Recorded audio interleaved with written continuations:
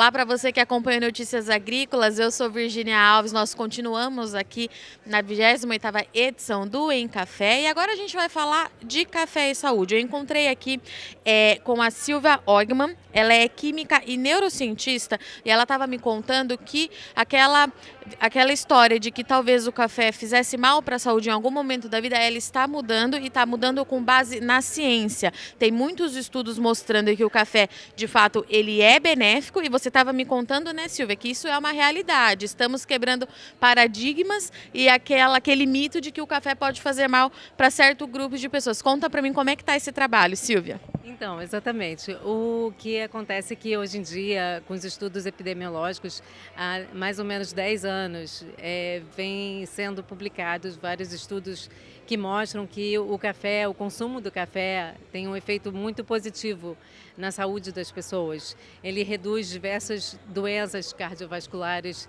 neurodegenerativas, como Parkinson, Alzheimer, diabetes do tipo 2.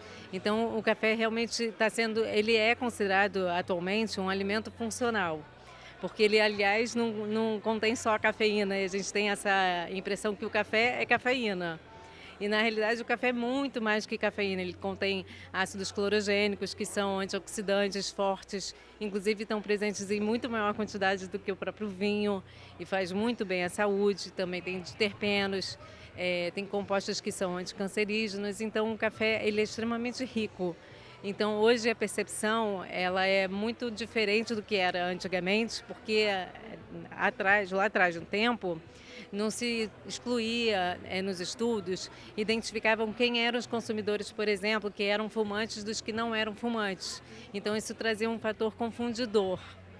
E hoje em dia a gente consegue diferenciar e consegue perceber os benefícios ao longo do tempo do consumo, para quem consome café. Inclusive café 1 xícara por dia.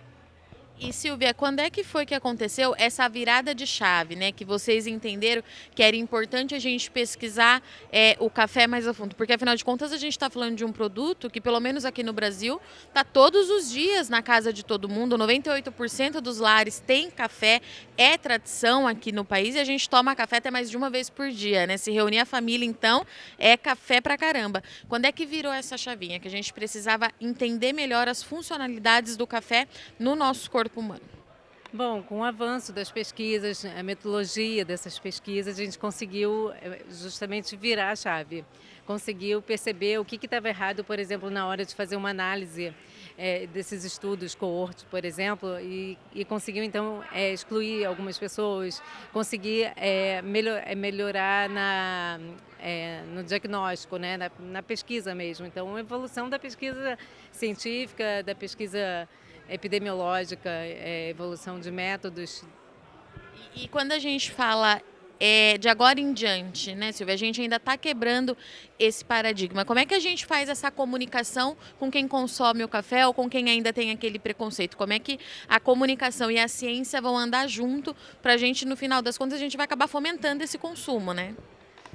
Eu entendo como educação. Acho que é a base de tudo. A gente precisa comunicar ao consumidor o que ele está consumindo, qual é o café que ele está consumindo, qual é a qualidade do que ele está consumindo e quais são os riscos e benefícios que esse café pode promover para ele. Porque o café é extremamente benéfico, mas tem um grupo de pessoas que precisam ter mais cuidado na hora de consumir o café. Então, por exemplo, grávidas, há uma recomendação do consumo, por exemplo, de até 200 miligramas por dia. Isso mais ou menos, de uma forma mais conservadora, eu diria 1 xícara por dia. Então, mas pode consumir, dependendo da visão, você pode consumir, mas com bastante parcimônia. Um adulto, por exemplo, saudável, que não tem nenhum problema de saúde, ele já pode consumir o dobro de café. E o que mostram os estudos é que de 2 a 5 xícaras por dia se mostra extremamente saudável para a saúde das pessoas. Claro que elas têm que avaliar se elas têm alguma comorbidade, se elas têm alguma alteração na pressão delas, mas de uma forma geral o café, muito pelo contrário, ele faz muito bem à saúde. E falando assim, de uma forma que a gente possa passar para o pessoal dessas pesquisas. Teve alguma doença que vocês avaliaram e que de fato o café ele fez diferença no resultado? Ele ajudou? Então, doenças neurodegenerativas, como por exemplo Parkinson e Alzheimer, diabetes do tipo 2, eh,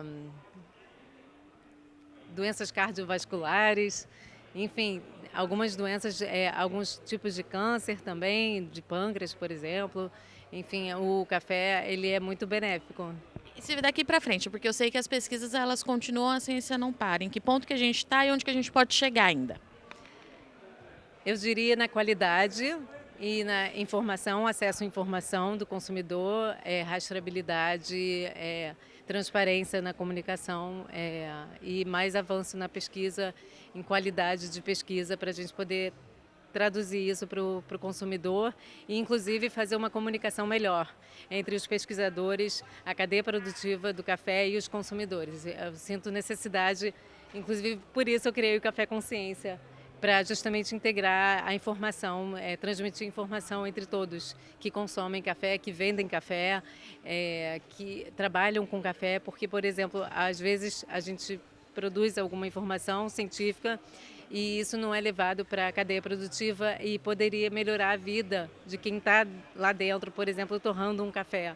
Se preocupar, se prevenir de algumas substâncias que são tóxicas quando você inala elas diariamente e sem proteção, enfim. Então, Como é que a gente faz a conexão com toda essa cadeia, então? Divulgando a informação? Com responsabilidade, é claro? exatamente, através de palestras, de cursos, a gente consegue fazer isso. Atualmente eu tenho feito muito isso nas palestras e trazido isso para o consumidor, para orientar de uma forma responsável e mais consciente, né, informando o que ele está consumindo.